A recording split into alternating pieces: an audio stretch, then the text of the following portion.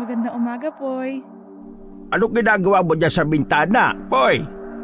Abay, kanina ko pa napapansin na parang di ka mapakali at panay ang silip mo dyan, ah. Ano lo? Kita mo, nabingin na. Kasi lolo, pinapanood ko yung paglilipat ng mga bago nating kapitbahay. Abay, meron na palang nakabili sa bahay nila Rosa, na. Oo nga po eh. Abay, maswerte naman yung kababata mo na iyon. Nakapangasawa ng foreigner pagkatapos na maloko ng dating kinakasama. Wala naman kasi siyang mapapala dun sa kalibin niya na yun eh. Puro sakit lang ng ulo. Tamad na nga babaero pa. Hinawawa si Rosa. Kaya ikaw huwag na huwag kang mananakit ng damdamin ng babae. Alam niyo naman pong hindi ko gagawin yun, no? Paalala ko lang naman sa'yo yan. Kasi ang lahat ng ginagawa ng tao, mabuti o masama, ay may karma. Maski po mabuti? Huwag naman. Pag mabuti, di mabuti rin ang balik. Ganun po pala yun? Do not do unto others what you don't like others do unto you. Grabe lo. Eto, pamunas dumudugo na yata ilong mo eh. Aba, kung sa pagalingan lang naman ng English, di ako papatalo sa'yo, Nung panahon namin nung kabataan ko, ang mga kakwentuhan ko ay mga sundalong Amerikano. Ganda. Maganda. Teka, sino ba yung tinatanong mo at parang nawala ka na naman ata sa wisyong bata ka? Aba, maganda nga. Kursunada mo? Nagagandahan lang po eh. Ikaw naman 35 ka na para ka pa rin teenager kung mag-deny. Nung araw, sa edad namin na yan nakalima na kami ng anak. Abay, dali-dalian mo, mahuhuli ka na sa biyahe. Daming sinabi ni Lolo. Para namang nakalima talaga eh. Isa lang naman ho. Abay, namimiloso po ka pa. Lo, kung darating ang pag-ibig, darating. Mag-asawa ka na o kaya maski nobya. Hindi mo gayahin si... Ay nako, kahit kailan di ko gagayahin yung mokong na yun. Never. Isa ka pupunta. Nabanggit ko lang yung kapatid mo nagmukha ng Biyernes Santo yung mukha mo. Lalayasin mo pa ako dito. Hindi na talaga maiwasan ni Poy ang mabad trip kapag napupunta na ang usapan sa paboritong apo ng kanyang lolo na si Vic. May isang pangyayari kasi na labis na nagdamdam siya sa kapatid. At yun ang dahilan kung bakit di na sila nag-uusap at nagkikita sa loob ng halos 7 buwan. May nagawang kasalanan ng lalaki na hindi kayang mapatawad pa ni Poy na hindi alam ng kanyang lolo Pilo. At yun din ang dahilan kung bakit hanggang sa mga oras na yon ay hindi pa rin naghihilom ang sugat sa kanyang puso. At dahilan kung bakit di niya magawang muling umibig dahil sa trauma. 7 buwan na ang nakakaraan pero parang sariwang-sariwa pa rin sa kanya ang lahat ng sakit na iniwan ng 2 pinakamahalagang tao sa buhay niya. Kinagabihan ay mag-isa niyang binagtas ang daan papunta sa burol na malapit sa kanilang bahay. Naging tampok kasi sa balita noong umaga na magkakaroon daw ng blood moon o yung pagpula ng buwan. Naging interesado siya na panoorin ng buwan. Bitbit niya ang isang blankong canvas at ilaw na lampara dahil balak din niyang iguhit ang pambihirang pangyayari na yon. Naging paborito niya ang burol na yon dahil ang tanawing makikita sa itaas noon ay ang tanging nakakapagbigay sa kanya ng kapayapaan ng puso at isipan. Nadiskubre niya yon nang sabay na namatay ang kanilang mga magulang dahil sa isang aksidente. Bata pa sila noon. Parehas pa lang na nasa elementarya ang magkapatid. Nasangkot ang mag-asawa sa banggaan ng truck at pampasaherong jeep. Kasama sila sa mga na-declare na dead on the spot. Kaya naman sa lolo nila lumaki ang dalawa. Ang matanda ang nagpakain, nagbihis at nagpaaral. Pero sa dami ng naging sakripisyo ng kanilang lolo sa kanila ay hindi maiwasang magtampo ni Poy. Dahil na rin sa iba talaga at may espesyal ang pagtingin nito kay Vic. Na kahit babaero, palikero, manloloko at iba pa ay mas pinapanigan ito ng kanyang lolo kaysa sa kanya na mas hamak na matino. Isang buntong hininga ang muli niyang pinakawalan nang madaanan niya ang maliit na bati sa tabi ng burol. Naisip niyang masarap sanang maligo ng mga oras na yon pero hindi niya pwedeng palampasin ang pagkakataon na maiguhit ang buwan. Nagmadali na siya sa pag-akyat sa itaas ng burol. Sa itaas ay muli siyang namangha sa mga bagay na nakikita tulad ng mga nagliliwanag na mga alitaptap sa nag-iisang puno sa lugar na yon. Parang sadya namang tinatanglawan nila ito lagi kapag siya'y nalulungkot at mag-isa. Mula sa itaas ay kita din niya ang mga kabahayan at kalsada na iniilawan na ng mga lampara at dikuryenteng lente. Hindi na masyadong pansin kapag gabi kung gaano kasimple ang lugar nila kapag may araw. Gawa sa pawid, tabla o kawayan ang karamihan sa mga bahay. Pero meron na rin konting nakakaangat at konkreto na ang mga kabahayan. Busog din palagi ang kanyang mga mata sa luntian at malinis na kapaligiran. Ay, ang sarap dito talaga sa itaas. Napatingin siya sa malaking buwan na nakatanglaw sa kanya mula sa itaas. Grabe, ang ganda nga talaga ng buwan ngayong gabi. Mabilis niyang inayos ang kanyang mga gamit sa pagguhit. Nagsisimula na ang eclipse. Maganda yon sa paningin ni Poy pero may hatid na kilabot sa mga tao na nakamasid rin sa buwan. Sila yung mga tao sa baryo. Naghahatid ng kilabot ang kulay ng buwan at ang eclipse na sinasabayan pa ng mga alulong ng aso at ingay ng mga panggabing hayop at ibon. Inilabas niya ang mga gamit sa pagguhit at inisip na simulan na niya ang pagguhit. Muli siyang tumingin sa buwan at saka tumingin sa ibaba ng burol. Hindi niya alam kung namalikmata lamang siya sa nakita. Meron siyang nakita na isang bulto ng tao sa ibaba. Doon mismo sa dinaanan niya para makaakyat siya sa itaas. Sa palagay niya ay paakyat na rin ito noon. Hindi niya alam pero nakaramdam siya ng kaunting kaba sa isiping baka masamang tao yun at maaari siyang mapahamak. Wala pa naman siyang dalang anumang pananggalang. Ngunit tumigil ito sa may batis. Nawala ng perpektong anyo ng eclipse. Medyo lumitaw na ang liwanag ng malaking buwan. Kaya dahil doon ay naaninig na niya kahit papaano kung ano ang nasa ibaba. Dinampot niya ang kanyang teleskopyo at iniligay yon sa kanyang mga mata. Sa tulong nun ay nakita niyang isang babae ang nasa ibaba at nagsisimula itong alisin ang kanyang mga saplot. Agad ibinaba ng lalaki ang hawak dahil nakaramdam siya ng hiya sa kanyang ginawa. Pero kalaunan ay natukso siya. Hindi dahil sa gusto niyang mabusuhan ang babae na yon. Muli niyang inilagay sa mata ang teleskopyo. Sa pagkakataong yon ay wala na ngang saplot ito. Subalit imbis na lumusong ito sa tubig ay nanatili lang itong nakatayo at nakatingin sa buwan. Isang magandang tanawin.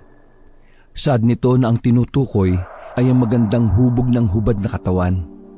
Nakatalikod dito, itim at hanggang bewang ang kanyang buhok. Kasimputi ng labanos ang kanyang kutis. Nakatalikod ito, kaya malaya niyang pinagmasdan ang balingkinitan nitong katawan. Ibinaba niya ang hawak at sinimulang hagurin ng canvas at bumuo ng mga linya gamit ang lapis. At sa bawat linyang nabuo ay isang perpektong art ang iginuhit ni Poy. Nawala ng eclipse pero malaki at maliwanag pa rin ang buwan. Ang babae sa ibaba ay nakatayo pa rin at di kumikilos. Muling ibinalik niya ang teleskopyo sa mata. At sa muli niyang paghagod sa kabuuan ng babae, bigla itong lumingon. Uy! Patay! Nakita niya ako. Agad niyang pinatay ang nakasinding lampara. At saka siya dumapa sa lupa. Umusal siya ng dasal na sana ay hindi siya nakita ng babae. Dahil pinakauna sa kanyang mga naging prinsipyo ay ang huwag manakit ng babae sa anumang paraan. Makalipas ang ilang minuto ng kadiliman sa itaas ay sinubukan niyang tingnan ulit ang pook na yon pero wala na ang babae. Nakahinga siya ng maluwag. Binitiwan na niya ang lapis at niligpitan niya ang kanyang mga gamit. Binilisan niya yon dahil nag-aalala din siya na baka nakita siya ng babae at nagtawag lamang ito ng resback. Sa kanyang pagbaba ay madadaanan niya ang batis na yon. Tatawid na sana siya para tuluyang makauwi sa baryo nang may sumitsit sa kanya. Napalingon siya sa paligid ngunit wala namang tao. Ihahakbang na sana niyang muli ang kanyang mga paa nang may muling tumawag sa kanyang pansin. May nagkukubli sa likod ng isang malaking bato. Ha? Sino ka? Sino ka nga? Anong kailangan mo? Lumabas doon ang taong ayaw niyang makita sa pagkakataong yon. Ang babae sa batis. Ikaw, sino ka? Ba't mo ako binubusukan? Natulala si Poy sa sinabing yon ng babae. Nakilala niya agad ang mukha nito nang lumapit. Siya ang bagong kapitbahay nilang dalaga. Pasensya ka na ha. Hindi ko sinasadya.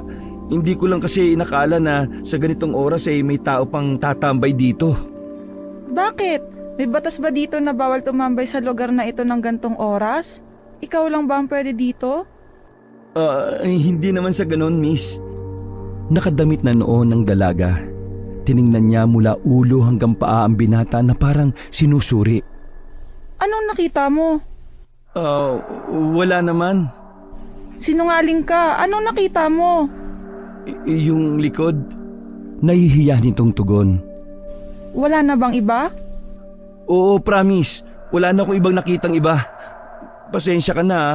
Hindi ko sinasadya na mabusohan ka. Ngumiti ang dalaga. Sa bagay, hindi naman kita masisisi kung sakaling nagawa mo yun. Alam kong hindi mo sinasadya, tsaka kahit sinong tao ay gagawin ang ginawa mo kung sila ang nasa sitwasyon mo. Salamat at naintindihan mo ko.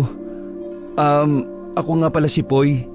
Kung hindi mo mamasamin pwede ba akong makipagkilala sa'yo? Ako si Camila. Maganda pa rin ang buwan. Ayos lang ba na makipagkwentuhan? Kinakabahang aya ni Poy. Sinimulan na ring suyuri ng tingin ni Poy ang kabuuan ng kausap. Napanganga siya sa ganda ng mukha nito. Matangos, makinis at maputi ang kanyang balat. Ba't ganyan ka makatingin? Ha? Wala. Ang ganda mo kasi. Huwag kang matakot o mailang sa akin ha. Siya nga pala, magkapitbahay lang tayo. Talaga? Oo. Di ba ikaw yung bagong lipat dun sa dating bahay ni Rosa? Ako nga. Totoo nga magkapitbahay tayo. Pwede ba akong makiusap sa'yo?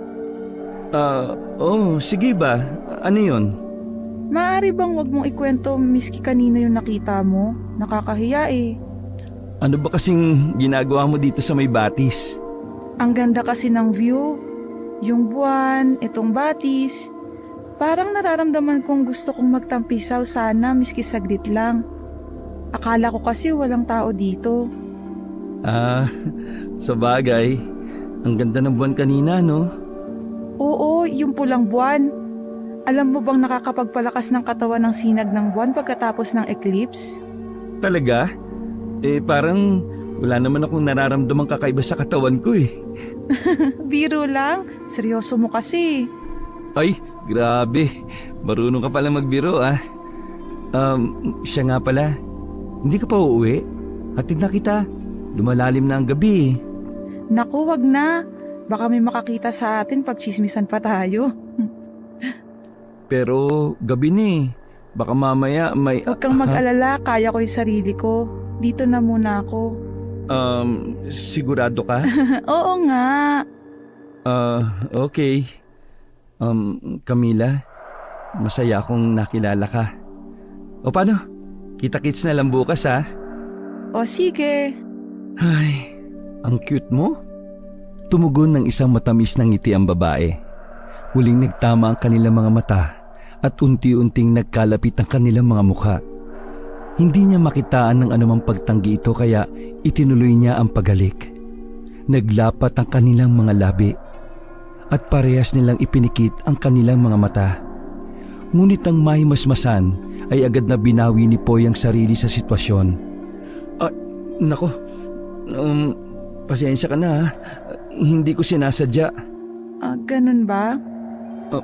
Camila, I'm so sorry. Bakit may hihingi ng tawad ang isang bagay na hindi naman kasalanan? Ha? Hindi mo kasalanan kasi ginusto ko rin. Wala kang dapat ihingi ng tawad. Gusto mo rin ba ako? Type kita, oo. Nakita na kita kanina pa nung nag-aayos kami ng mga gamit sa bahay. Ha? Talaga? May magagalit ba?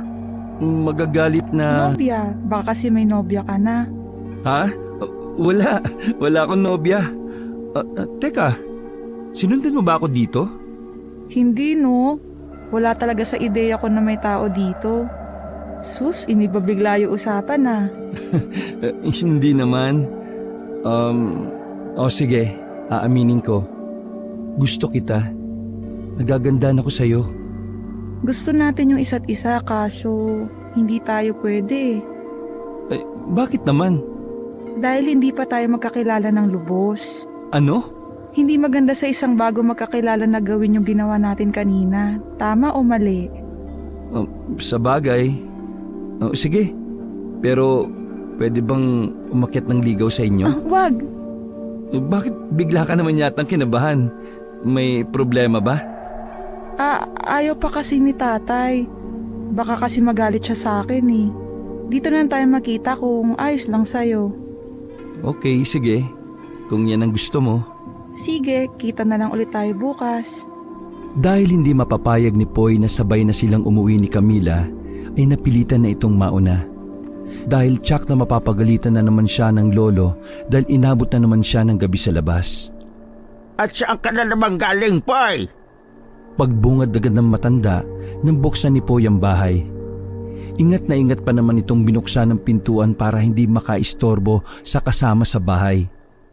May bahid ng pagtataka at pagkalito ang binata dahil alam niya na kapag mga oras na ganon ay dapat natutulog na ng mahimbing ang kanyang lolo at di na ito lumalabas ng silid. Mas lalo pa siyang naguluhan nang makita sa sala ang ilan sa mga gamit niya tulad ng mga unan at kumot. Hello, brother! Bati ng isang lalaki na lumabas mula sa kanyang silid. Oh, ba't saan ka nanggaling? Kanina pa kami naghihintay dito ni Lolo sa iyo ah. Nang makabawi sa pagkagulat ay agad niyang tinaasan ng boses ang kapatid. At ano namang masamang hangin ang nag-ihip sa iyo papunta rito? Ang tagal ko nang nanahimik dito ah. Bakit ka ulit nandito? Pag-aaway na naman ba kayo parang mga aso't pusa? Abay, baka nakakalimutan niyo. Nasa pamamahay ko kayong parehas. Pag di kayo tumigil parehas ko kayong patutulogin sa labas. Lolo, hindi naman po kasi ako ang nagsimula Itong isang apo nyo ang init kaagad ng ulo. Sayang, namimiss ko pa naman siya. Misin mo mukha mo. Alam kong gulo na naman yung hatid mo Alam na alam ko yan, Vic. Abay, hindi mo pa sinasagot yung tanong namin Saan ka nang galing, Aber? Pinanood ko lang po yung buwan, Lolo.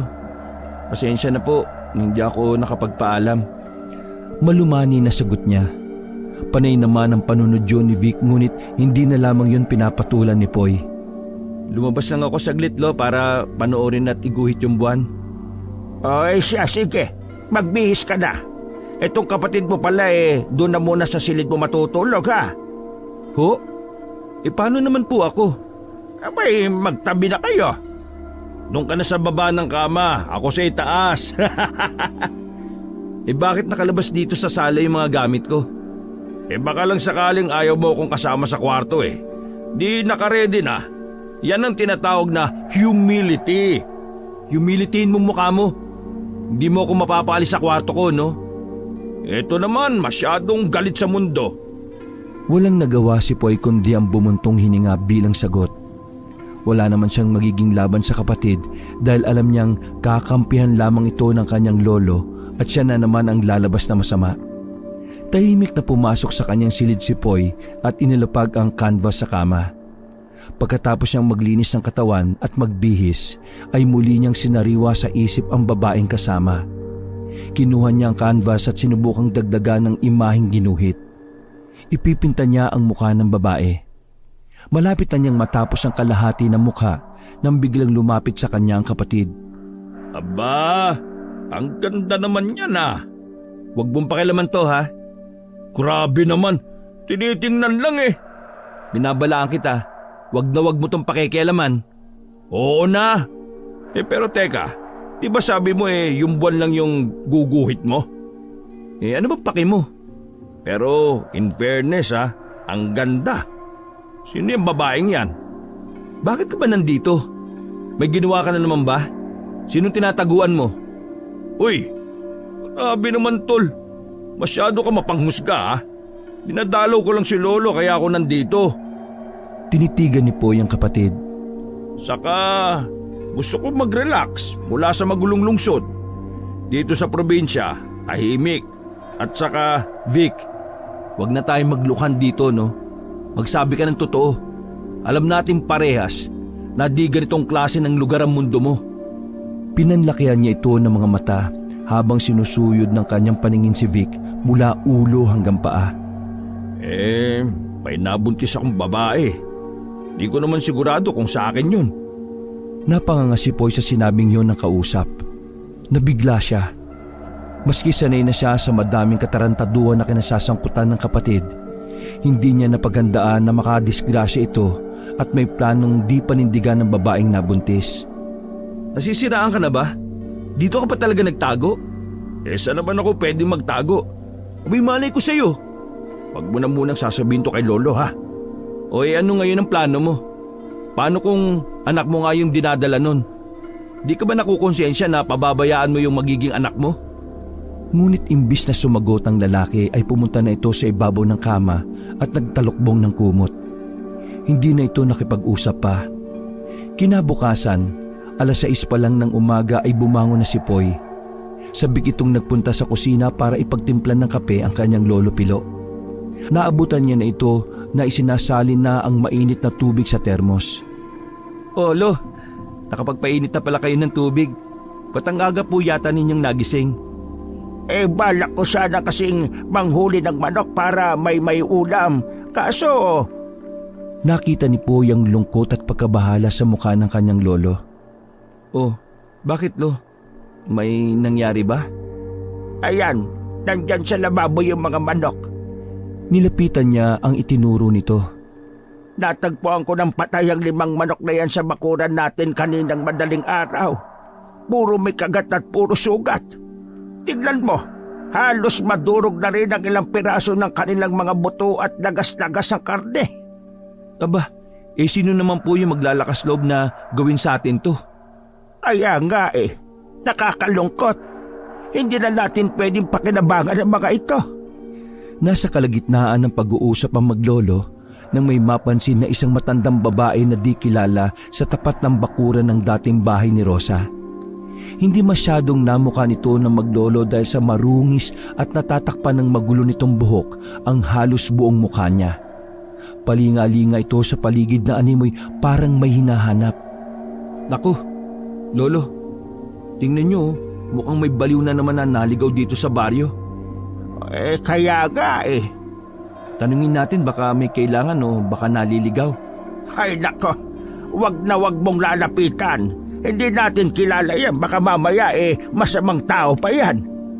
Pero matanda na po yan, Lo. Kung masamang tao yan, sigurado ako na kaya ko namang ipagtanggol ang sarili ko kung sakali. Ay nako, mas mainam na rin ang mag-ingat, Apo.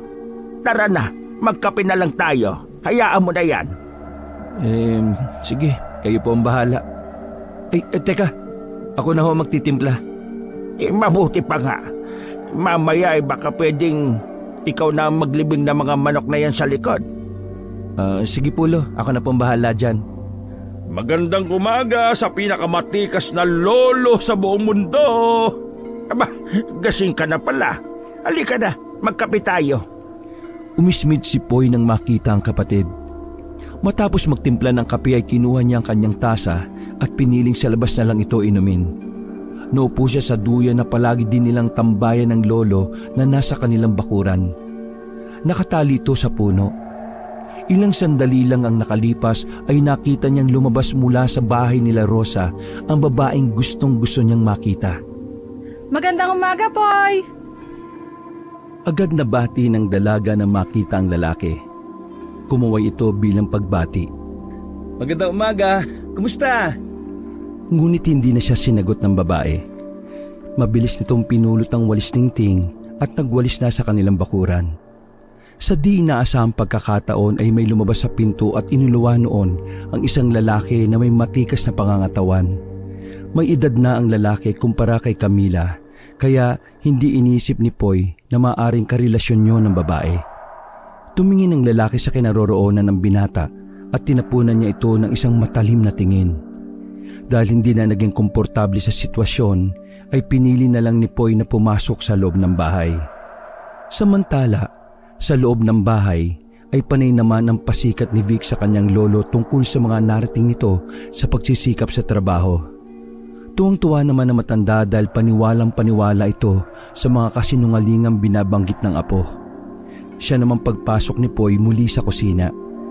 Mabuti ka pa't nagagawa mo ng abutin ang mga pangarap mo. Ipagpatuloy mo lang yan, apo, ha? Aba, oo naman. Para sa inyo lahat ng tagumpay ko, Lolo. Ibang-iba talaga kayong magkapatid. Talaga naman pong magkaiba kami, Lo. At hindi ko papangaraping maging katulad ng manloloko niyong apo.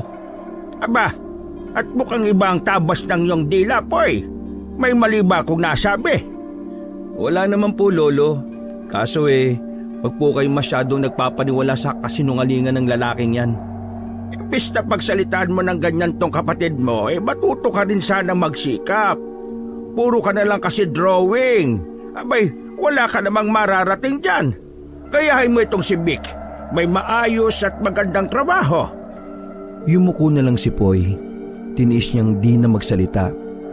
Tumalikod na lamang siya kaysa humaba pa ang usapan nila na alam naman niyang di talaga papabor sa kanya. Oh, saan ka naman pupunta? Hindi na ito pinansin ni Poy. Bagkus ay pumunta siya sa silid at binitbit ang kanyang mga gamit. Masama ang loob niyang nilisan ang bahay ng kanyang lolo Pilo. Balak niyang pumunta sa burol maski alam niyang ilang oras lang ay tirik na ang araw at paniguradong mainit sa lugar na yon. Pero dahil sa inis ay di na niya alintana yon dahil ang mahalaga sa kanya ay ang makalayo dahil ayaw niya magkaasaran pa sila lalo ni Vic. Ayaw naman niyang humantong pa sila sa pisikal na pag-aaway dahil kahit papaano ay ayaw niyang malungkot ang kanilang lolo. Mahal na mahal niya ito at ayaw niyang nabibigyan ito ng sama ng loob. Malapit na siya sa may paanan ng paboritong tambayan nang natigilan siya dahil mayroong mga tao na mabilis na nagsisitakbuhan papunta sa direksyong tinutungo niya. Teka, ano bang nangyayari? Tanong niya sa isang kabataan na napasabay sa kanyang paglalakad. Sinabi nitong meron daw natagpo ang patay na bata sa may batis. Nang marinig ito ni Poy ay naging mabilis ang kanyang paghakbang. Nang makalapit ay nakita nga niyang totoo ang sinabi ng binatilyong nakasabay. Pinagkakaguluhan ng mga tao ang kalunos-lunos na sinapit ng isang batang lalaki na halos nasa edad 3 taon lamang. Kilala niya ang batang yon. Anak yun ng isa nilang kababaryo. Narinig niya sa usapan ng mga tao na baka raw mabangis na hayop ang tumira. Karumal-dumal nga ang sinapit ng bangkay at makikita ang bakas ng mga matatalim ng ngipin. Ano sa tingin mo dumali dyan? Anong ginagawa mo dito? Ba't ka nandito? Kanina pa ako nakasunod sa iyo . Di mo ba ako nakita? Ano? Hindi. Bakit ka ba sumusunod? Wala. Gusto kasi kitang kausapin na matino . Ano bang kailangan mo? Mamaya na natin pag-usapan. Maraming tao dito. Namayani ang sandaling katahimikan sa pagitan nila. Dumating ang magulang ng bata. Halos di makayanan ng ina ang itsura ng anak na wala ng buhay. Bumuhos ang luha kasabay ng malamyang pag-agos ng tubig sa batis na yon. Teka, tumawag na ba ng mga pulis? Tanong ni Vic sa mga tao. At dahil wala pang ang nakapagbibigay alam ng pangyayaring yon sa mga pulis, ay kinuha ni Vic ang telepono sa kanyang bulsa at nagsimulang i-dial ang numero ng pulisya sa kanilang bayan. Hindi kaya aswang ang may gawa niyan? Tingnan nyo, hindi naman kayang gawin niya ng ordinaryong tao lang . Napamulagat si Poy sa sinabing yon ng kanyang kapatid. Ang tanda-tanda mo na, naniniwala ka pa sa ganyan? Ngunit doon nagsimula ang alingas-ngas ng usapin tungkol sa aswang. May mga taong nakisali na sa usapan at sinabing may mga alaga din daw sila mga nangamatay at katulad ng bangkay na yon ay puno ng bakas na mga kagat ng matutulis ng ngipin. Napaantanda ng crew sa mga matatandang nakikiosyoso. O yan, tingnan mo yung ginawa mo. Ano ka ba? Di mo dapat sinabi yun eh. Pero isang ngisi lang ang isinagot ni Vic. Ay nako, diyan ka na nga. Kahit kailan talaga, wala kang magawang matino sa buhay mo. Lumipas ang araw na yon na naging usap-usapan ang pagkakaroon ng aswang sa kanilang lugar. Nalungkot si Poy dahil nabahira na ng maitim na kwento ang lugar na hinahangaan niya.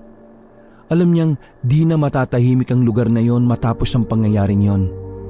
Ngunit bigla siyang natigilan ng maisip na nanggaling siya roon noong gabi at ang tanging niyang kasama roon ay si Camila.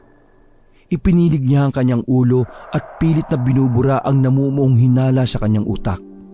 Siya rin naman kasi ang tao na hindi naniniwala sa mga kababalaghan. Mas pinaniniwalaan pa niya ang unang pahayag ng mga tao doon na baka nga may naligaw na mabangis na hayop ng gabing yon at yun ang umatake sa mga hayop at maging sa bata. Posible naman kasi yon lalo na't may ilang parte sa lugar nila na magubat. Nadala ni Poy ang isiping yon hanggang sa sila ay naghahapunan. At yun ang naging sentro ng usapin nilang maglololo. Sinasabi ko na nga ba't masamang pangit tayo ng pulang buwan na yung kagabi? Hindi ba't lumabas ka kagabi at inabot ka ng 10 oras sa labas? Wala ka bang napansin na kakaiba? Wala akong napansin. Simple nitong sagot at itinuon ng pansin sa pagkain. Hindi nga. Hindi ba't nasa itas ka ng burol nung gabi? Ano ba Vic? Ano bang gusto mong palabasin? Tinatanong ka lang naman eh. Ba't ang init ka agad ng ulo mo? Wala akong kinalaman sa pagkamatay ng bata kung yan ang pinupunto mo. Malinis ang batis kagabi nang umalis ako. Tinatanong ko lang kasi. Baka mag-imbestiga ang mga pulis at alam mo na. Malinis nga ang konsensya ko. Wala akong dapat na ikatakot. Maski imbestigahan pa nila ako. Yung kasama mong babae kagabi. Sinong babae? Yung nasa larawan. Iginuhit ko lang yon base sa imahinasyon ko. Teka, pinaghihinalaan mo ba ako? Tumigil na kayo. Nasa pagkailan kayo? Huwag niyong binabastos ang grasya. Parehas na natahimik ang dalawa. Natapos ang hapunan na walang namagitang usapan sa kanilang tatlo. Pagkatapos ligpitin ni Poy ang mga pinagkainan, ay tahimik itong lumabas ng bahay at nagpunta sa duyan. Doon ay tahimik niyang nilasap ang malamig na simoy ng hangin habang marahang inuugoy ang duyan. Nakahiga siya noon at nagsimulang pagdugtong-dugtungin ng mga pangyayari ng nakaraang gabi. Ngunit hindi siya makagawa ng anumang konklusyon. Mas nangilabot pa nga siya nang maisip na kung hindi pala siya nakauwi ng maaga, gayon din ang babaeng kasama, ay baka nga nakainkwentro nila ang mabangis na hayop na tumira sa mga hayop at dun sa bata. Bigla siyang napabangon sa duyan nang makarinig siya ng kaluskos mula sa likuran ng puno. Muntik na siyang mapasigaw sa gulat nang biglang lumitaw mula doon ang isang marungis na matandang babae. Teka, ano bang ginagawa niya dyan? Nanggugulat naman ho kayo eh.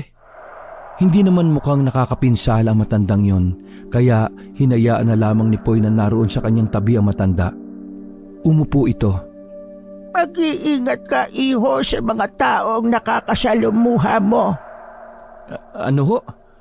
Anong ibig niyo sabihin? Pero teka, saan ba kayo galing? Medyo nangangamoy na po kayo eh. Hindi ko alam eh. Nakalimutan ko na kung taga saan ako. Matagal na akong pag-alagala. Ganun ho ba?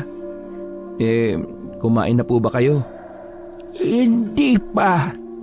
O sige, dito lang po muna kayo ha at ikukuha ko po kayo ng makakain. Ay, nako, salamat naman kung ganon. Gutom na nga ako eh. Pumasok si Poy sa loob ng bahay at kinuha nito ang tira nilang ulam at naglagay na rin ng kanin sa isang pinggan. Nagbitbit na rin siya ng isang basong tubig. Wala na sa kusina ang kanyang lolo at si Vic. Nakahinga ng maluwag si Poy dahil hindi na niya kailangan pang magpaliwanag kung saan niya dadalhin ang pagkaing bitbit. Nako, Maraming salamat, iho. Napakabuti mo. Ilang araw na akong hindi nakakakain. Ano po bang ginagawa niyo sa baryo namin? Ginagawa? Ano nga bang ginagawa ko rito? Sa ilang beses na pagtatanong ni Poy ay napagtanto niyang maaaring may sakit sa utak ang matanda o kaya naman ay may sakit na ito ng kalimot kaya hindi na niya makausap pa ito na matino. Pero maski ganon ay hinayaan na lamang niya ito at pinanood na lang habang kumakain. Alam mo ba, masama ang kutob ko sa mga nakatira dyan sa bahay na yan. Nakita ko sila kaninang umaga. Ito ho bang sa kapitbahay ang tinutukoy niyo? Oo, mag-iingat ka sa kanila. Bakit naman po? Basta, mag-iingat ka at wag kang magtitiwala sa mga yan. Kamalasan ang ibibigay nila sa'yo.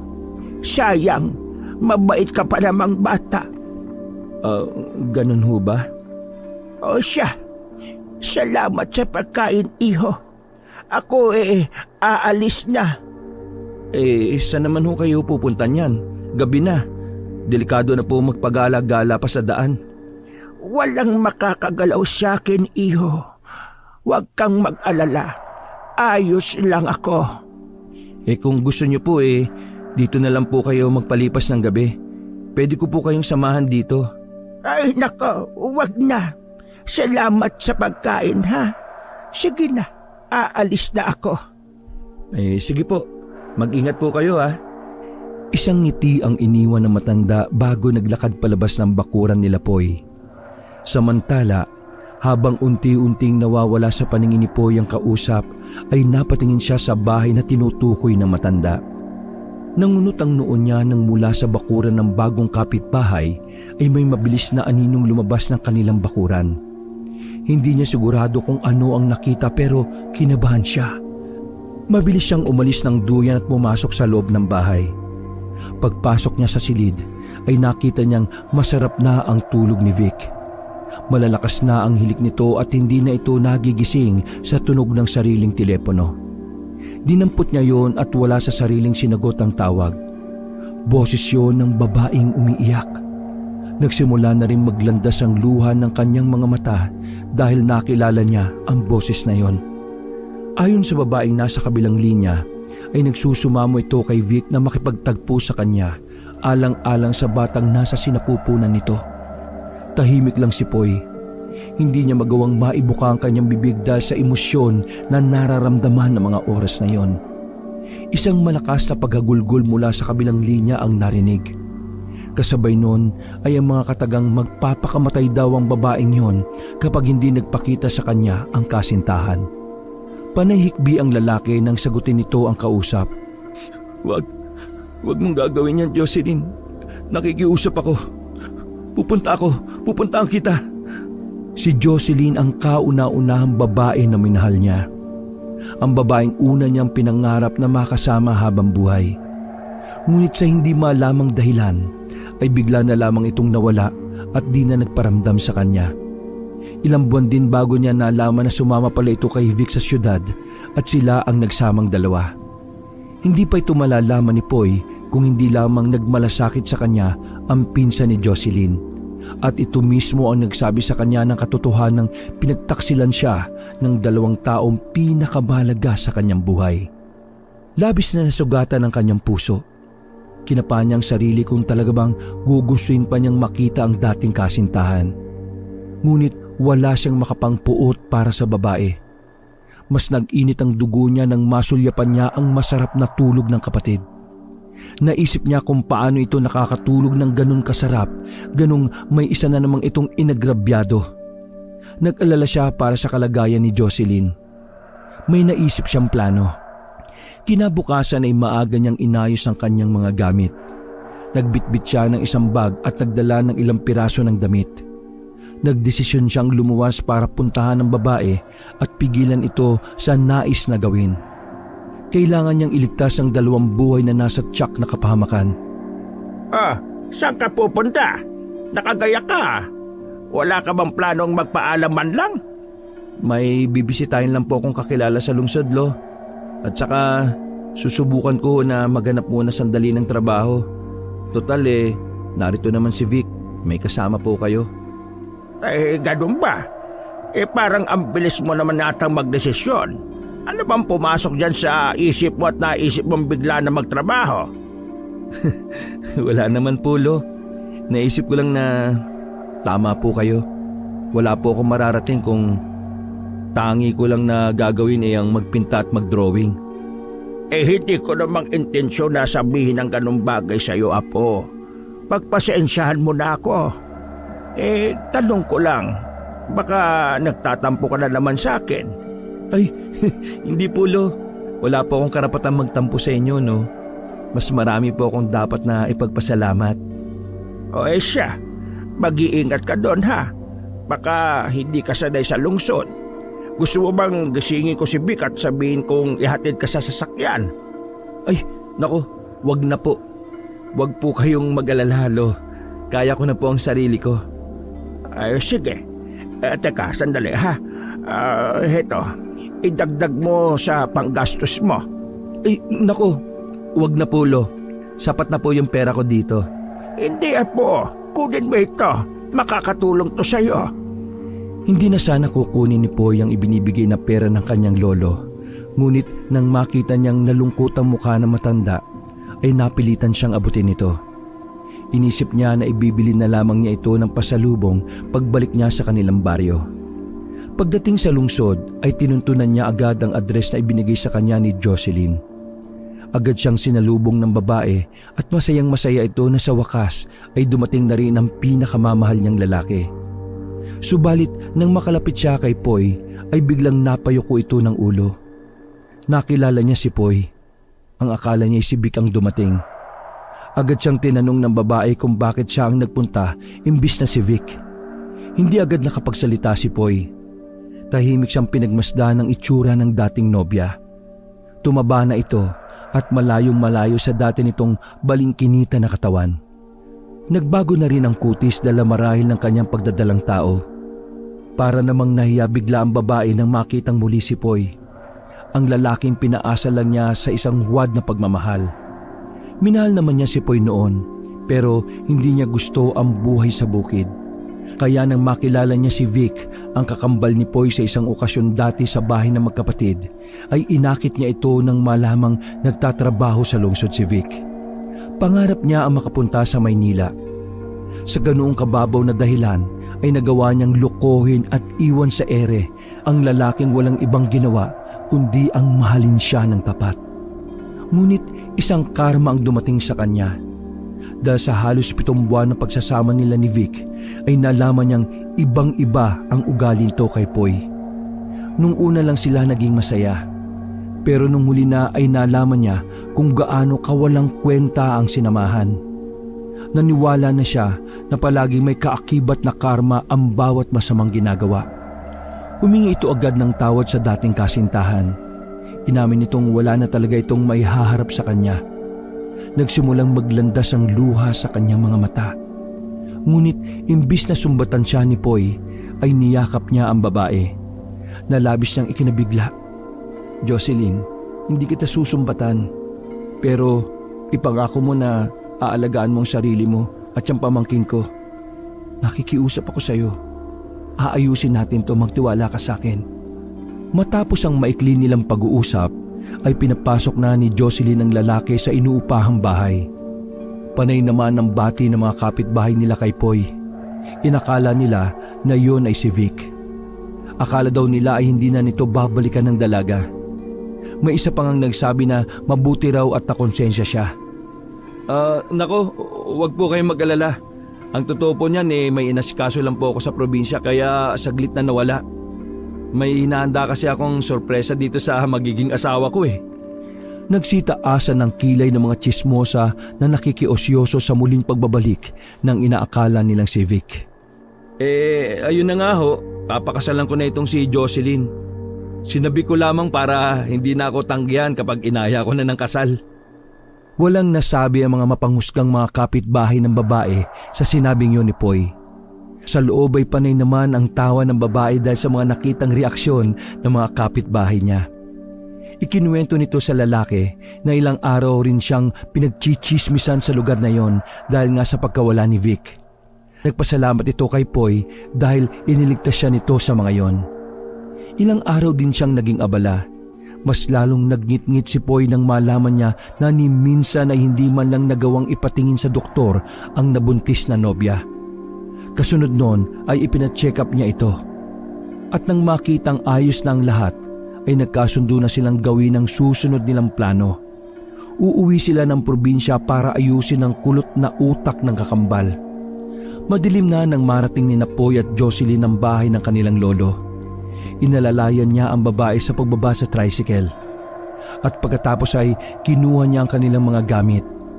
Diretso silang pumasok sa bakuran. Lingid sa kaalaman ni Poy ay may 2 pares na mga mata ang kanina pa nakamasid. Matatalim ang mga mata nilang nakatitig sa mga bagong dating. Ang isang pares ay nakatuon ang paningin dun sa buntis. At ang isa naman ay nag-aapoy ang mga mapupulang mata sa binata. Nang marating nila ang harapan ng pinto ay narinig nila na nag-uusap ang 2 tao sa loob. Medyo katamtaman lang ang lakas nun pero alam niya na tila nagtatalo ang 2. Pagbukas niya ng pinto ay agad na natigilan si Vic nang makita ang pagdating ni Poy kasama si Jocelyn. Agad pumasok ang 2 at isinara ang pinto. "Magandang gabi po, Lolo." Aba, si Jocelyn ba itong kasama mo? Opo. Halika, Jo. Pasok ka. Umupo ka muna. Teka, anong ginagawa mo dito? O bakit? Bigla kang namutla nang makita mo siya. May problema ba, Vic? Kayo nga ay magsiupot pag-usapan natin ito. Mukhang may naaamoy akong hindi tama rito Isinalaysay ni Jocelyn ang katotohanan sa matanda. Lahat-lahat, pati ang ginawa nilang pangloloko kay Poy. Hanggang sa ginawang pangiiwan sa kanya ni Vic. Isang malakas na hambalos mula sa hawak nitong tungkod ang ginawa ng matanda kay Vic. Nakita ng 2 apo nito ang labis na galit sa mukha ng kanilang pinakamamahal na lolo. Hindi ba't kabilin-bilinan ko sa inyong 2 na wag kayong mag-aagrabyado ng kapwa nyo, lalo na mga babae? Anong nangyari sa iyo, Vic? Napunta ka lang ng lungsod nakalimutan mo na ang lahat ng kagandahang asal na itinuro ko sa inyo, ganun ba? Napahawak sa dibdib ang matanda. Tanda na sumasama ang pakiramdam nito dahil sa matinding sama ng loob sa nangyari. Iha, huwag kang mag-alala dahil mangyayari ang kasal ninyo ng aking apo sa lalong madaling panahon.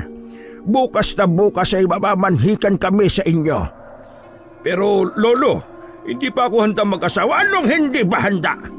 Inagaw mo, binuntis mo, tapos hindi ka pa handa? Anong klaseng pag-iisip yan, Vic? Nasa tamang pag-iisip ka ba? Pero Lolo, manahimik ka. Panindigan mo yung mga kalokohan mo. Bigyan mo ng magandang pamilya ang magiging apo ko sa tuhan. Kung hindi malalagot ka talaga sa akin. Pambihira naman Talaga naman kung mamalasing ka. Napayuko ang binatang si Vic nang makita na sa mga mata ng lolo ang matinding pagkadisgusto sa kanyang mga katwiran. Kaya naman laglag na lang ang balikat niya at walang ganang umupo sa upuan. O anong plano nyo ngayon? Alam na ba ito ng mga magulang mo, Jocelyn? Umiling ang babae bilang tugon. Sige, bukas na bukas ay pupuntahan natin sila. Hala, doon ka na muna matulog sa silid ng mga ito. Magpahinga ka na muna, iha. Nagpasalamat ang dalaga tapos ay tahimik na itong dumiretso ng silid para magpahinga. Samantala, pagkatapos ng pag-uusap na yon ay walang sabing pumasok na rin ang matanda sa kanyang silid. Tinapunan niya ng masakit na tingin ang 2 binata. Ano bang pinaplano mo, Poy? Nagiganti ka ba kaya mo ginagawa to? Ano? Paggiganti? Bakit? Sa palagay mo ba parehas mo ako ng ugali? Kung talagang gagantihan kita, nung pa sana bulo ka na sa lupa. Bakit mo kasi ako nagawang pangunahan? Ano ba? Sira pala tuktok mo Anak mo yung dinadala niya. Pamangkin ko yun. Ano? Hahayaan mo na lang na mamatay? Hindi naman sa ganoon. Kaso wala pa talaga sa plano ko mag-asawa eh. Hindi pa ako sawa sa pagiging binata. Saka may bago akong natitipuhan ngayon. At talagang nagawa mo pang mambabae ha. Panira ka talaga sa diskarte eh. Hoy, mayos ka ha? Alam mo, maganda pala sa personal yung dalagitang iginuhit mo ha. Sino? Teka, si Camila ba yung sinasabi mo? Siya nga, patay na patay pala sa'yo yun eh. Sira ulo ka. Anong ginawa mo? Eh di tinulungan lang naman kitang manligaw dyan sa maganda nating kapitbahay. Ayun, pasalamat ka, sinagot ka na niya. Ang daling bumigay.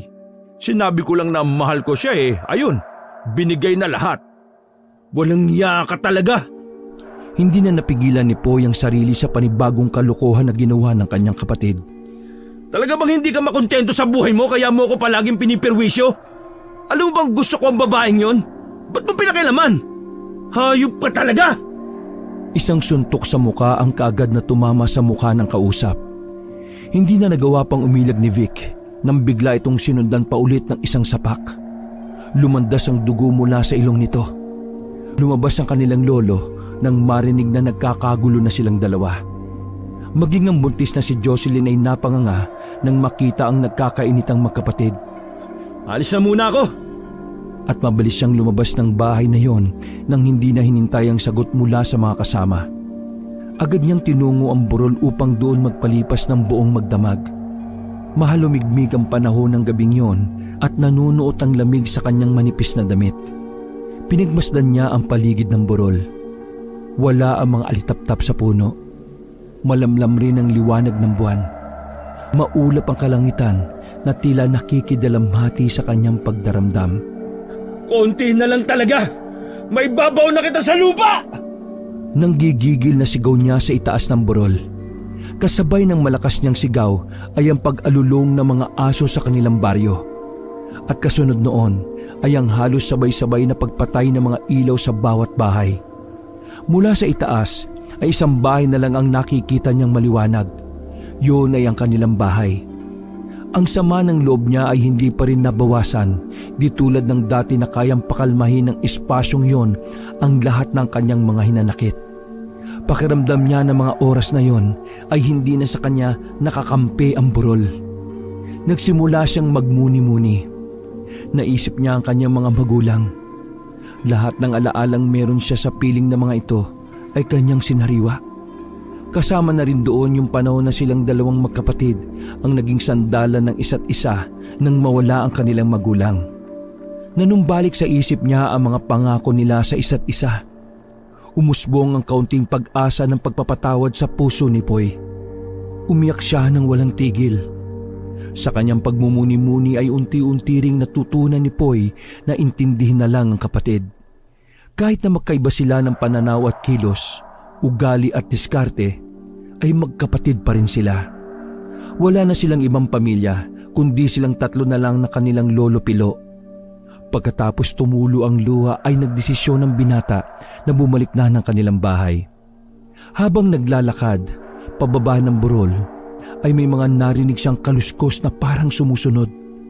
Paminsan-minsan siyang napapalingon ngunit wala naman siyang nakikita. Malapit na siya sa kanilang bahay nang bigla siyang matigilan dahil may napansin siyang aali-aligid sa kanilang bakuran. Napakubli siya sa isang malapad na puno. Tahimik na noon at ang kanilang mga kapitbahay ay piniling magpahinga na maaga. Nakapinid na ang mga bahay at patay na rin ang mga ilaw. May naanhinag siyang kakaibang bagay na nasa itaas ng puno ng nyog sa pagitan ng bahay nila at nila Camila. Malalapad ang pakpak nito na nakadipa sa hangin. Pinagmasdan mabuti ito ni Poy mula sa malamlam na sinag ng buwan. Ulo ng isang tao ang kanyang nakita. Magulo ang buhok at maitim na maitim ang muka. Nakamasid ito sa kanilang bahay. Nakailang lunok si Poy bago sumagi sa isip niya ang totoong uri ng nakikitang nilalang. Diyos ko, may aswang! Bigla siya nag-alala para sa mga kasama niya sa bahay. Nagkahinala na siyang punterya ng aswang ang buntis na si Jocelyn. Bagamat hindi siya naniniwala sa mga kakaibang nilalang, ay may mga narinig naman na siyang mga kwento tungkol sa mga ito. Sa pagkakaalam niya, ang amoy ng isang sanggol na nasa sinapupunan ng isang ina ang pinakamabangong aroma sa pang-amoy ng isang aswang. Kung sino ka mang hayop ka, hindi ko papayagang maisagawa mo masama mong balak. Aalis na sana siya sa pinagtataguan para harapin ng aswang nang may bigla siyang nakita na isa pang umaaligid sa bakuran nila. Sinundan niya ng tingin ng isa pang anino. May kakaibang galaw yun at bilis kaya nakaramdam ng kaba si Poy. Muntik na siyang mapasigaw nang may biglang humawak sa kanyang braso. Heto ang punyal na gawa sa pilak. Pwede mo yung magamit para sa nilalang na yan. Nakita niya sa kanyang tabi ang matandang babae na pinakain niya noon. Ano pong ginagawa niyo dito? Gabi na. Nandito ako para tulungan ka. Tulungan ho? Para saan? Tutulungan kitang kalabanin ng mga aswang na nakikita mo. Sabihin niyo nga po sa akin, sino yung mga aswang na yan? Mamaya na natin pag-usapan. Importante ay mailigtas mo yung babaeng buntis. Ho? Bilisan mo na. Kung hindi ay pwedeng mapahamak yung buntis na inuwi mo sa bahay ninyo. Alam niyo po ang lahat? Magpapaliwanag ako, iho, pagkatapos. Sige na, tulungan mo yung babae. Ngunit bago tuluyang pumasok sa loob ng bakuran ay nagmasid muna ang binata. Pinag-aralan niya ang galaw ng dalawa. Ang kaninang anino na nakikita niya ay maliwanag na isang ang aswang dahil kitang-kita niya kung paano ito nagbago ng anyo mula sa pagiging tao hanggang sa naging malaking aso. Paikot-ikot ito sa kanilang bahay at paminsan-minsan kinakalmot ang kanilang dingding. Mula naman sa itaas ay dumapo sa bubunga ng aswang na merong pakpak. Samantala, sa loob ng bahay ay hindi naman mapakali si Lolo Pilo. Kanina pa niya naririnig ang mga nilalang na yon mula sa labas. Kanina pa niya naririnig na may paikot-ikot sa kanilang bahay. Kasabay nito ay ang mga apak sa bubungan. Alam niyang hindi pangkaraniwan yon kundi isang peligro para sa buntis na si Jocelyn. Naamoy na rin niya ang matapang at nakakasulasok na amoy ng mga aswang. Kabisado niya yon dahil meron siyang kapatid noon na albularya at may alam ito tungkol sa mga nilalang na nagpasakop na sa kadiliman. Tulad ng mga aswang. Agad niyang ginising ang nasa kabilang silid. Rick, Jocelyn, gumising kayo mga apo! Kinatok niya ang silid na yon. Mabilis na pumasok ang matanda. Nakita na niya noon ang babae na nakaupo sa gilid ng kama. Kumuha ka ngayon din ng asin at bawang sa kusina, bilis! Bakit ho ba? Ano bang nangyayari at aligaga kayo? May aswang sa bakura natin! Ho? Aswang? Oo, at malamang punteriya nila ay ang sanggol sa sinapupunan nitong si Jocelyn. Sino kaya yung aswang na yan? Hindi ko alam, iho. Pinaghihinalaan ng mga tao dito sa atin na yung pagala-gala daw na baliw na babae. Ang sabi nila nagkukunwari lang itong baliw. Ang tinutukoy nilang matanda ay si Tandang Orang. Ito ang napagbintangan ng mga tao na siyang namimerwisyo sa kanilang lugar. Ang matandang gusgusin at dayo. Walang ibang makita ang mga kalugar nila kundi ang inosenteng matanda. Siya lang ang nakikita nila na pinakamadaling husgahan. Ngunit nagkakamali sila. Hindi si Tandang Orang ang aswang. Ang hindi nila alam, ang matanda ang nakatakdang magsiwalat sa totoong katauhan ng mga aswang na yon. Vic, dalian mo na! Kumuha ka ng asin at bawang! Mabilis na tinungo ng binata ang kusina at naghanap na nga ng asin at bawang. Agad nila yung isinaboy sa mga pintuan at bintana. Magsuot ka ng itim na damit, iha, para maikubli sa aswang ang iyong anak. Ilang sandali ang nakalipas ay tumahimik bigla ang paligid. Umalis na ba yung aswang, Lolo? Hindi pa tayo sigurado. Lo, nasa labas si Poy. Baka kung ano mangyari sa kapatid ko. Napatingin naman si Jocelyn sa kanyang nobyo. Sa kauna-unahang pagkakataon ay nakita niya ang binata na nag-alala sa kapakanan ng kapatid nito. Oh, ba't ganyan ka makatingin? Hindi na lang umimik ang babae. Iniyuko nito ang ulo at hinaplos-haplos ang tiyan. Maiwan ka dito, tahanapin ko. Wag na po. Ako na lang ang lalabas. Mukhang alam ko na kung nasaan siya. Bantayan mo na lang siya dito. Ako na ang bahala sa kapatid mo. Pero Lo, hindi mo na kaya. Paano kung ikaw naman ang sugurin ng mga aswang na yan? Paano mo sila lalabanan? Ako, mas malakas ako sa'yo. Kaya ko sila. Gagawin mo talaga yan para sa kapatid mo? Alam kong marami na akong kasalanang nagawa kay Poy. Pero mahal ko po ang kapatid ko. Hindi ko siya pwedeng pabayaan. Pumayag na rin ang matanda sa gusto nito. Ngunit hindi pa man nakakapaghanda ng mga gamit si Vic, ay may narinig silang malakas na sigaw mula sa labas ng bahay. Si Poy naman ay nakatitig sa aswang na muling bumalik sa itaas ng puno ng nyog. Napatras siya ng bahagya nang bigla itong humiyaw ng malakas. Parang napupunit na yero ang tinig nun. Tinakpan ni Poy ang mga tenga. Lumakas bigla ang hangin nang ipagaspas nito ang mga pakpak at mabilis na bumaba upang siya ay dagitin. Nakita na pala siya ng aswang at naghihintay lang ito ng pagkakataon para siya ay makuha. Mabilis na tumakbo si Poy, ngunit dahil sa kaba ay hindi na niya napansin na di na siya umaalis sa lupang kinatutungtungan. Malapit na ang aswang. Namumukhaan na ni Poy ang kasumpa-sumpang itsura nito na ikinukubli ng maitim na kulay at mga balahibo. Bigla siyang itunulak na matandang kasama dahilan upang siya ay madapa sa lupa. Hindi siya naabot ng sumusugod na halimaw. Kaya muli itong lumipad pa itaas at naganda sa muli nitong pagsalakay. Gumapang palapit sa pinto si Poy. Mabilis nitong kinatok ang pinto. Sino yan? Ako to. Ikaw ba talaga yan, Poy? Ako nga po, Lolo. Pagbuksan niyo ako ng pinto, may aswang dito sa labas. Papasugod na naman ang aswang at nakita na naman niya ang isa pa. Nakita na niya ang lalaking yun at sigurado siya na yun ay ang ama ni Camila. Napatingala siya sa itaas kung saan naroon ang may pakpak na aswang. Alam na ng binata ang nilalang na yun ay walang iba kundi si Camila. Doon niya napagdugtong-dugtong ang mga pangyayari nung una silang nagkakilala at nagkausap. Naisip niya na marahil kaya naguhubad noon si Camila ay hindi para maligo kundi para magbago ng anyo. Natigilan lamang yon dahil naramdaman nito ang kanyang presensya. Apo, sumagot ka. Ikaw ba talaga yan? Pasensya ka na. Kanina pa kasi may aswang dyan sa labas. Hindi kami pwedeng magtiwala ng basta-basta. Ako nga po ito, Lolo. Dalian niyo po, papasugod na sila. Agad na binuksan ng matanda ang pinto. Nakita nilang nakadapa sa lupa si Poy. Agad itong tinulungan ni Vic para makatayo. Isinara nila ang pinto.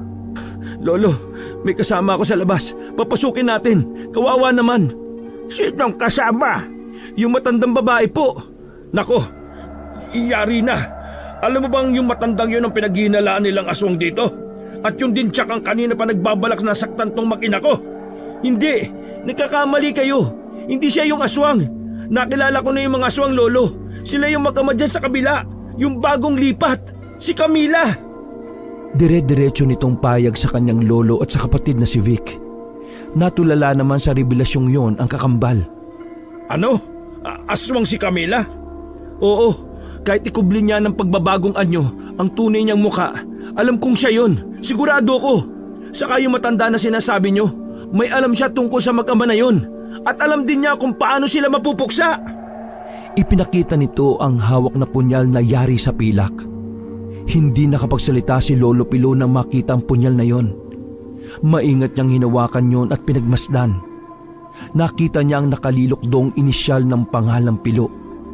Bumuka ang kanyang bibig, kasabay ng pagpatak ng kanyang luha sa mata. Walang umimik sa kanilang apat. Hanggang narinig nila ulit ang malalakas na singasing ng mga aswang at ang malakas na kalabog sa itaas ng bubong. Maya-maya ay napansin ni Lolo Pilo na may tila sinulid na dahan-dahang bumababa mula sa bubong. At doon yun sa tapat ng babaeng buntis. Alam niyang yun ang dila ng aswang. Hindi umimik ang matanda pero mabilis nitong iwinasiwas ang hawak na punyal sa bagay na yon. Nang maputol na ang dila nun, ay nakarinig sila ng malakas na kalabog pabagsak sa lupa. Lumabas ng bahay ang tatlong lalaki. Isinara naman ni Jocelyn ang pinto ngunit hindi niya yon inilak. Panay ang dasal nito sa loob na makaligtas sila sa panggagambala ng mga aswang na yon. Puno ng nakakasulasok na amoy ang buong paligid. Nakita nila ang aswang na may pakpak na nasa gilid ng kanilang bahay at ang papalapit doon na isang malaking aso. Namumula ang mga mata nito at mabalasik kong tumingin. Bakit ito ginagawa, Camila? Anong kasalanan ko sa'yo? Agad ay napatitig sa kanya ang aswang na tinutukoy. Palipat-lipat ang tingin nito sa dalawang lalaki na magkamukhang magkamukha. Kapansin-pansin ang pangungunot nito ng noo, tanda ng kalituhan. Ano bang nagawa namin sa inyo at bakit nyo kami ginugulo? Talagang malakas ang loob nyo dahil maski kapitbahay nyo gusto nyong saktan? Mukhang alam ko na kung bakit, Lolo.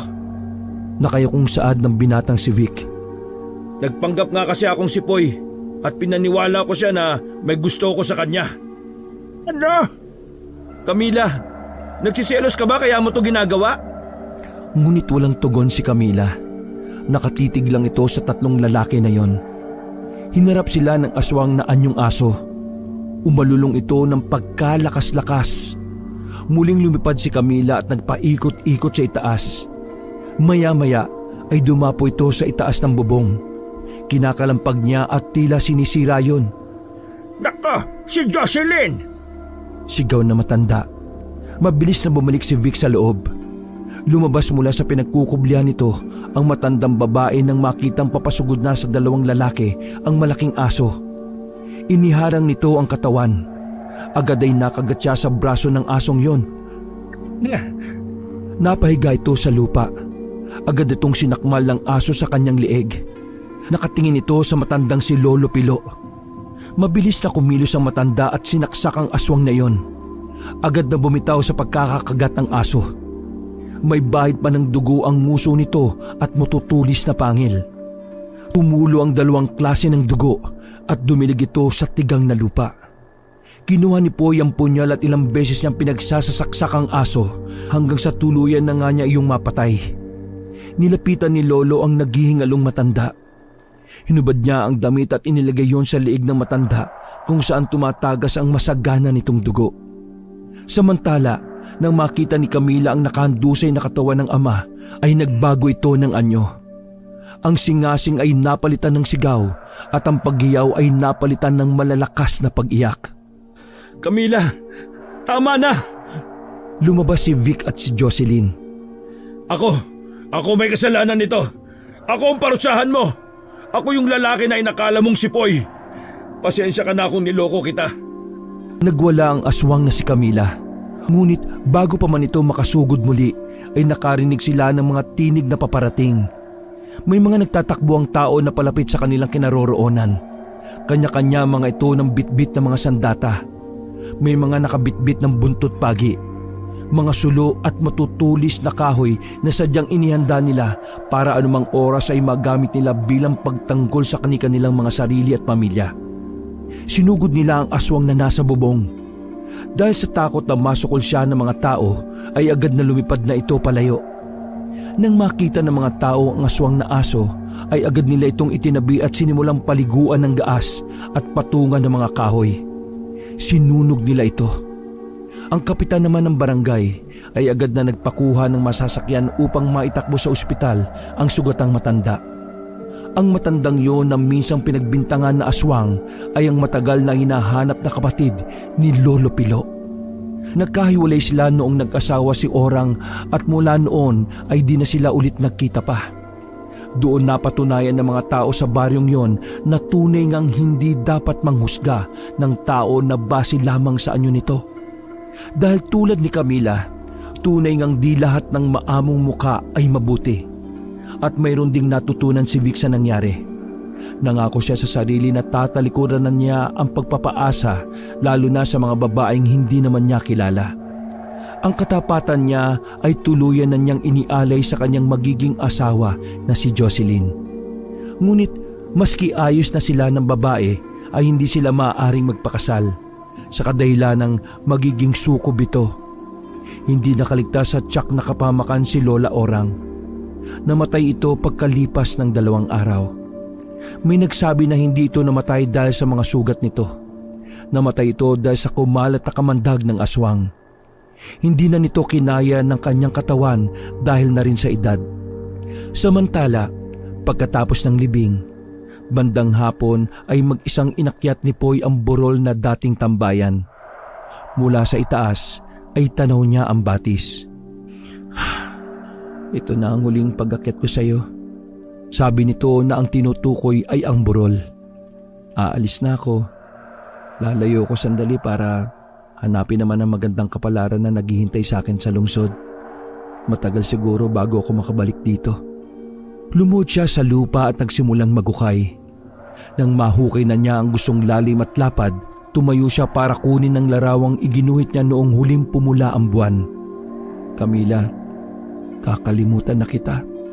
Saad niya, habang unti-unti niyang tinatabunan ng lupa ang larawan ni Camila. Wakas. Magandang umaga, Poy. Anong ginagawa mo dyan sa bintana?